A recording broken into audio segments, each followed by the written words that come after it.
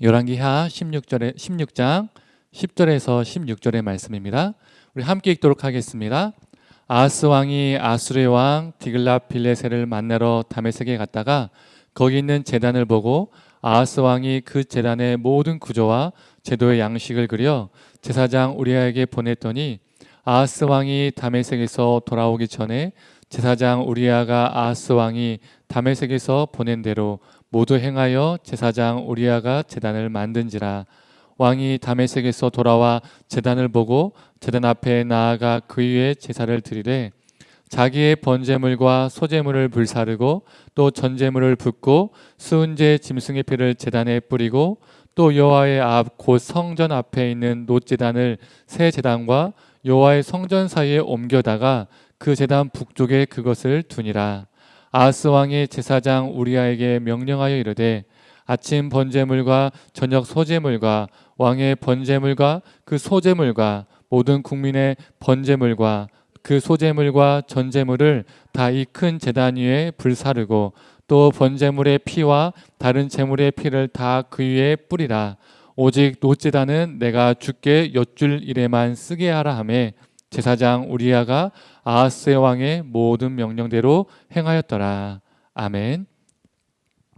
말씀을 들으시는 모든 성도님들에게 하나님의 은혜가 있기를 간절히 소망합니다. 지난 목요일에 우리 혜원이가 유치원을 졸업했습니다. 한 주 뒤에는 또 초등학교에 입학하는데요.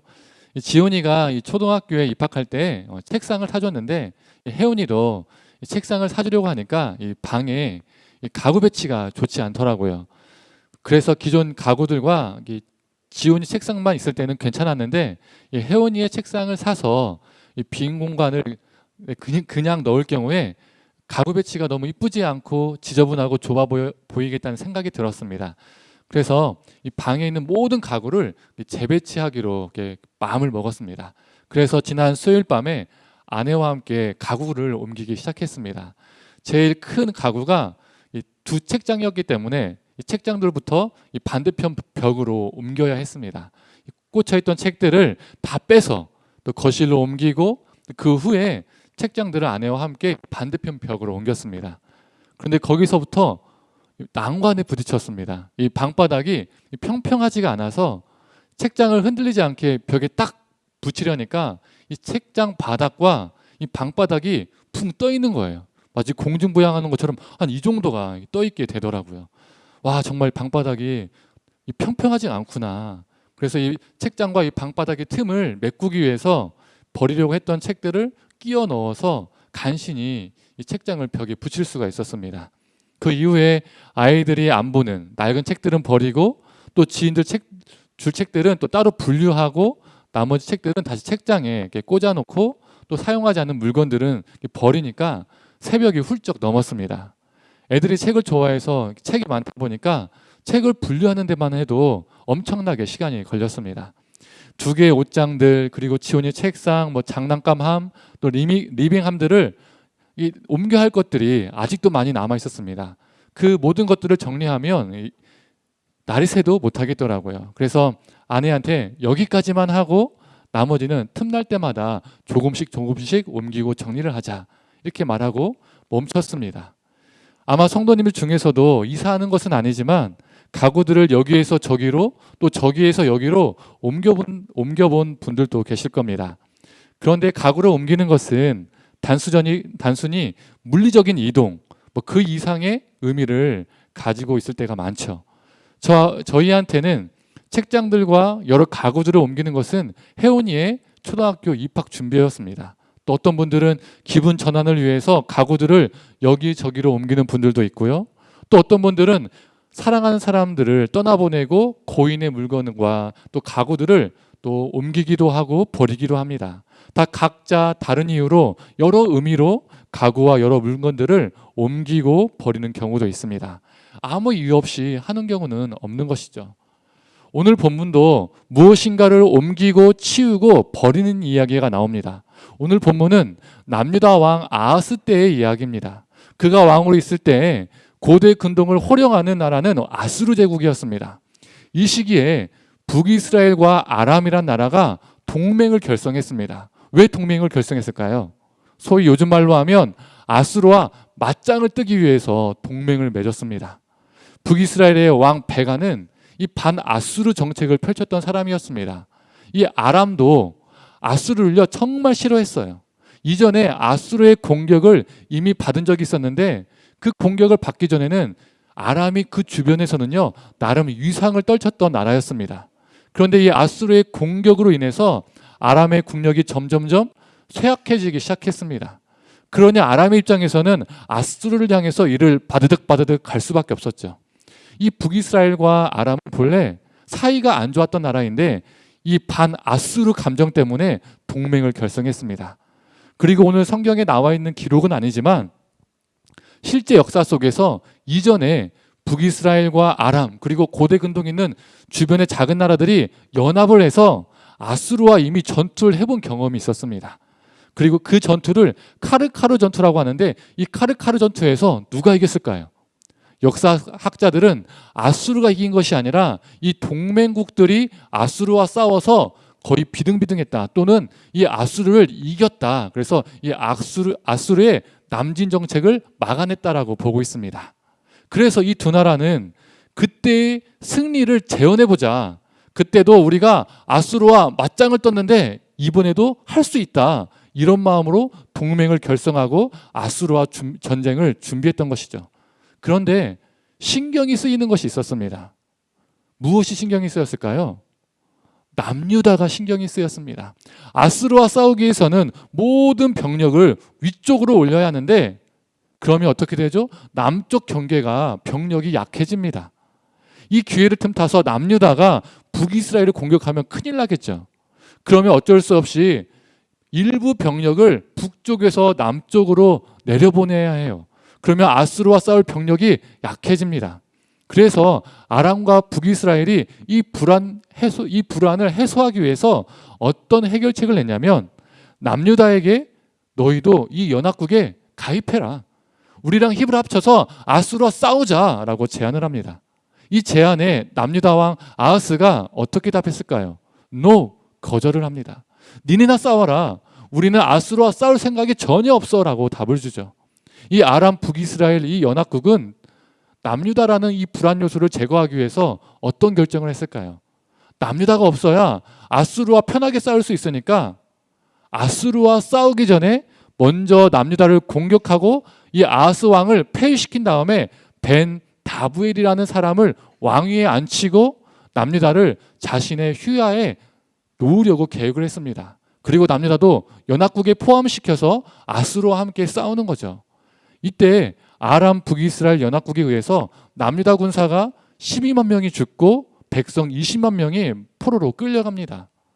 이때 아하스 왕이 누구에게 도움을 청했을까요? 당연히 하나님이 아니라 아수르였습니다. 왕하 16장 7절을 한번 읽어볼까요? 아하스가 아수르 왕 디글랏빌리셀에게 사자를 보내어 이르되 나는 왕의 신복이요 왕의 아들이라. 이제 아람 왕과 이스라엘 왕이 나를 치니 청하건대 올라와 그 손에서 나를 구원하소서 하고 이 아하스 왕이 아수르 왕 디글랏빌리셀에게 나는 왕의 신복, 나는 왕의 아들입니다. 그러니 나를 구원해 주십시오라고 요청을 합니다. 한 나라 왕이 다른 나라 왕에게 이렇게 표현한 것은 뭘 의미할까요? 완전한 복종, 완전한 의존을 의미합니다. 이 시기에 등장하는 선지자가 바로 이사야입니다. 이사야서를 보면 이사야가 아하스 왕에게 왕이시여 아수르에게 원군을 요청하지 마십시오. 아수르를 의지하는 것이 아니라 여호와 하나님을 의지하십시오라고 말을 합니다. 그런데 이 아하스가 이사야의 말을 들었을까요? 듣지도 않습니다. 콧방귀를 낍니다. 그리고 아수르에게 도움을 요청하죠. 아수르는 군대를 보내어서 아람 북이스라엘 연합군을요 초전 박살을 냅니다. 아수르에 의해서 이 아람이란 나라는요 역사 속에서 그리고 지도상에서 완전히 사라집니다. 다행히 북이스라엘은 살아남았습니다. 하지만 요단 동편을요 다 잃고요 갈릴리 지역도 다 잃고요 에브라임 산지만 딸랑 다스리는 작은 나라로 전락을 하게 됩니다. 아수르가 원군을 보내어서 남유다가 살아남았으니까 이 남유다 왕 아하스가 어떻게 해야 할까요? 아수르 왕에게 감사하다라고 잘 보이기 위해서 그 아수르 왕을 아련해야죠. 눈도장을 찍어야죠. 그래서 이 아하스 왕이 아수르 왕을 만나기로 결심을 합니다. 그때 아수르 왕은 아람을 멸망시키고 아람의 이 수도 다메섹에 머물러 있었습니다. 이 예루살렘에서 이 다메섹까지 거리가 대략 240km입니다. 결코 짧은 거리가 아니죠. 이 3번에서 전라도 광주 정도의 거리까지 되는 거예요. 차로 가도 장거리입니다. 이 긴 거리를 아하스는 마다하지 않고 갔습니다. 다메섹에 도착한 아하스가 그곳에서 무언가를 보고 감탄을 합니다. 그게 뭘까요? 아수르 사람들이 섬기는 큰 제단을 보고 감탄을 합니다. 그걸 본 순간 아하스가 제단의 구조와 모양을 그려서 예루살렘에 있는 제사장 우리아에게 보냅니다. 그대로 만들라는 거죠. 왜 그대로 만들라고 했을까요? 예전에도 언급한 적이 있었습니다. 그 당시 전쟁은 인간과 인간의 전쟁이 아니라 신과 신의 전쟁이었습니다. A나라가 B나라와 싸웠는데 A나라가 이겼어요.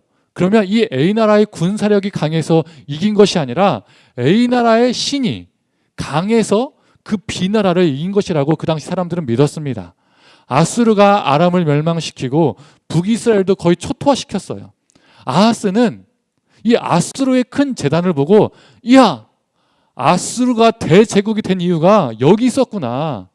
많은 나라들을 정복한 이유가 여기 있었구나. 나도 앞으로 이 제단을 만들어서 아수르 신을 섬겨야 되겠다. 이 아수르 신이 나를 도와줄 거야. 이 아수르 신이 우리나라도 대제국으로 만들어줄 거야. 이런 마음 때문에 아수르 제단의 모양과 구조를 그려서 만들라라고 제사장 우리아에게 전달을 한 것이죠.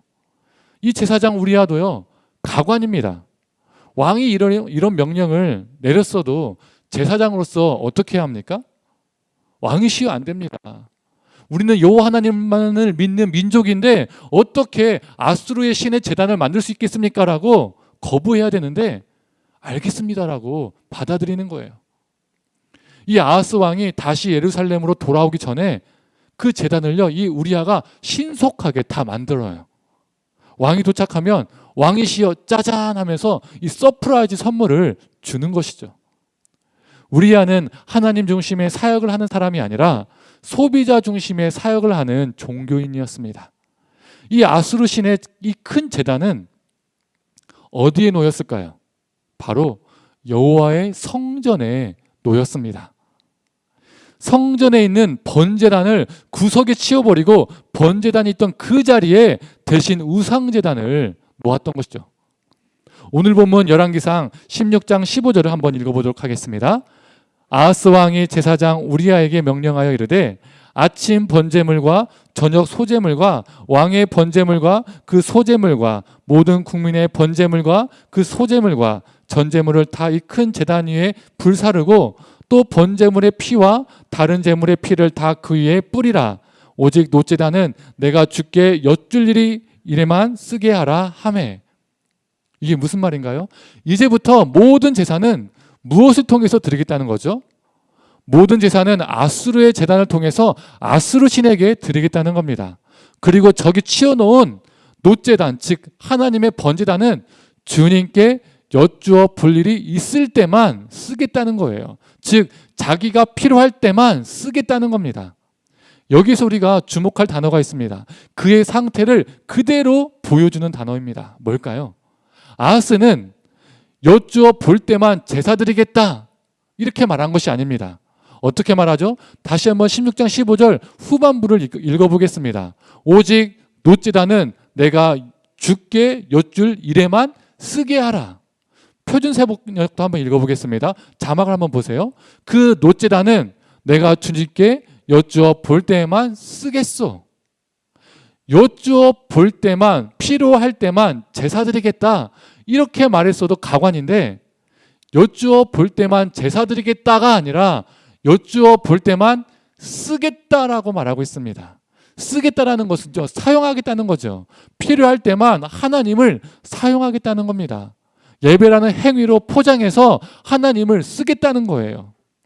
아하스에게 하나님은 예배하는 대상이 아니라 쓰는 도구, 사용하는 도구에 불과했습니다. 그러니 번제단을 치워버리고 우상제단을 그 자리에 재배치할 수 있었던 거죠. 그가 번제단을 치워버리는 것은 그가 어떤 사람인지 그대로 보여줍니다. 아하스는 하나님을 믿는다고 말하지만 자신에게 승리를 가져다 줄 수 있는 그 무엇인가가 있다면 하나님을 치워버리고 대신 그 무엇인가를 그 자리에 놓고 그것을 더욱 의지하고 믿는 전형적인 모델입니다.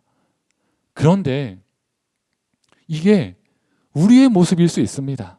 하나님을 믿는다고 우리는 늘 고백하지만 이 땅에서 내가 승리할 수만 있다면, 내가 잘 될 수만 있다면, 내가 성공할 수만 있다면 아하스가 하나님의 번제단을 치워버리고 그 자리에 우상제단을 놓았던 것처럼, 그리고 필요할 때만 쓰겠다라고 말했던 것처럼 우리도 우리 마음 중심에서 하나님을 저기 구석으로 치워버리고 대신 그 중심에 다른 것을 모시고 그것을 의지하고 그것을 믿고 그것을 예배할 수 있습니다. 그리고 필요할 때만 하나님을 갖다 쓰는 거예요. 하나님께 예배하는 것처럼 보이지만 실제로는 하나님을 쓰는 거죠. 이게 정말 무서운 겁니다. 그런데 이 상태보다 더 무서운 게 뭔지 아세요? 하나님을 구석으로 치워놓고 다른 것을 중심에 놓고 하나님은 필요할 때만 쓰는 이 아하스가 어떻게 되었을까요? 역대하 28장 24절에서 25절의 말씀입니다. 우리 자막에 놓여 있습니다. 함께 읽도록 하겠습니다. 아하스가 하나님의 전의 기구들을 모아 하나님의 전의 기구들을 부수고 또 여호와의 전 문들을 닫고 예루살렘 구석마다 제단을 쌓고 유다 각 서금에 산당을 세워 다른 신에게 분향하여 그의 조상들의 하나님 여호와를 진노하게 하였더라. 이 아하스가 처음에는 번제단을 구석으로 치워버리고 필요할 때만 쓰는 정도였는데 나중에는 성전의 기구들을요 다 부셔버리고 성전 문들을요 다 봉쇄합니다. 더 이상 여호와 하나님께 예배드릴 필요가 없다는 거예요. 이전에는 필요할 때만 예배했는데 이제는 예배할 필요도 없다는 거죠. 자신만 예배하지 않을 뿐만 아니라 유다의 모든 백성들까지도 예배하지 못하게 만들었습니다. 그리고 예루살렘과 유다 땅 곳곳에 우상 제단을 만들고 그 신들을 섬겼습니다. 즉 그의 상태는 이제 하나님을 마음 중심에서 구석으로 치운 정도가 아니라 필요할 때만 갖다 쓰는 정도가 아니라 하나님을 자신의 삶 속에서 다 부셔버렸습니다. 자신의 삶 속에서 삭제해버린 거예요. 자신의 삶에 이제 하나님이란 존재는 없는 겁니다. 하나님을 향한 마음의 문을 다 닫아버렸어요. 그리고 자신의 살아가는 모든 삶의 영역 속에서 우상을 섬기는 존재가 된 것입니다. 이 아하스의 타락은 우리에게 경각심을 불러일으킵니다. 우리도 아하스처럼 될 수 있는 늘 위험이, 그 유혹이 도사리고 있거든요. 처음에는 하나님을 우리의 마음의 구석으로 치우는 정도로, 가끔 필요할 때만 하나님을 갖다 쓰는 정도로 살다가 점점 어떻게 됩니까? 하나님을 우리의 심령과 삶 속에서 삭제해 버리는 거죠. 그렇게 살다가 어느 순간 우리 삶에 하나님이 없게 되는 거예요. 하나님과 내가 무관한 자가 되는 거죠. 대신 우리 삶의 모든 영역에, 가정과 일터에, 우리가 거하는 모든 곳에 헛된 신을 붙잡고 그것을 의지하고 살아가게 되는 것입니다. 이게 무서운 거예요. 성도님들, 이 아하스의 끝이 어떻게 되었을까요? 역대하 28장 27절의 전반부 말씀입니다. 우리 함께 읽어보도록 하겠습니다. 아하스가 그의 조상들과 함께 누움에 이스라엘 왕들의 묘실에 들이지 아니하고, 그는 죽은 후에 왕의 묘실에 들어가지 못했습니다. 왕의 묘실에 들어가지 못했다는 것은요, 왕으로서의 큰 수치입니다. 왕으로서 인정받지 못했다는 거예요. 우리도 아하스의 길을 답습하게 된다면, 그 길을 멈추지 않게 된다면 하나님 나라에 들어가지 못하게 된다는 거예요. 하나님 나라는요, 교회 출석한다고 들어가는 나라가 아닙니다. 직분이 있다고 교회 봉사한다고 헌금을 낸다고 들어갈 수 있는 나라가 아니라는 거예요. 그 마음에, 우리 마음 중심에 예수 그리스도가 있는 자가 들어가는 나라가 하나님 나라입니다. 주님의 말씀대로 삶으로 살아내는 자가 들어가는 나라가 하나님 나라입니다. 성도님들, 아하스를 반면교사 삼아서 우리의 신앙과 삶을 돌아보고 우리 중심에 오직 주님만 있기를 간절히 소망합니다. 이제 말씀을 정리하겠습니다. 이 아하스는 아수르 왕을 만나기 위해서 몇 킬로미터를 향해 달렸다고 했죠? 240km. 이 240km나 되는 그 먼 길을 마다하지 않고 갔습니다. 그가 이런 정성과 열심으로 하나님을 찾았다면, 하나님을 의지했다면 얼마나 좋았을까요? 그는 살려고 다메섹으로 갔지만 다메섹으로 가는 그 길은 헛된 왕을 의지하는 길이었고 동시에 자신과 백성들을 죽이는 길이었습니다. 그런데 성경을 보면 아하스 말고도 다메섹의 길을 가던 사람이 또 있습니다. 그가 누구일까요? 바로 사도 바울입니다. 그는 예수 믿는 자들을 추포하고 죽이기 위해서 다메섹으로 향하는 길을 가고 있었습니다. 그의 다메섹 길도 어떤 길이었습니까? 죽음의 길이었습니다. 죽음을 향한 길이었습니다. 그러나 그 다메섹 길 위에서 그는 예수 그리스도를 만났고 그 길을 돌이켰습니다. 그는 더 이상 다메섹의 길을 걷는 자가 아니라 예수의 길을 걷는 자가 되었습니다. 헛된 것을 버리고 자신을 내어주고 생명을 살리는 그 길을 그는 걷게 되었습니다. 성도님들, 우리가 걸어야 할 길은 어떤 길입니까? 다메섹의 길이 아니라 예루살렘으로 가는 길이 되기를 간절히 소망합니다. 우리 예수님은 고난받으시기 위해서, 십자가에 죽으시기 위해서, 즉 우리를 구원하시기 위해서 예루살렘으로 걸어가셨습니다. 그 길은 고난의 길, 십자가의 길이었지만 동시에 생명을 살리는 길, 구원의 길이었습니다. 성도님들, 우리는 사순절 기간에 놓여 있습니다. 이 사순절 기간 예수 그리스도의 고난과 사랑을 깊이 묵상하고 혹 우리가 다메섹으로 가는 길을 걷고 있다면 사도 바울처럼 그 길을 돌이켜서 십자가의 길, 그 생명의 길을 걷기를 간절히 원합니다.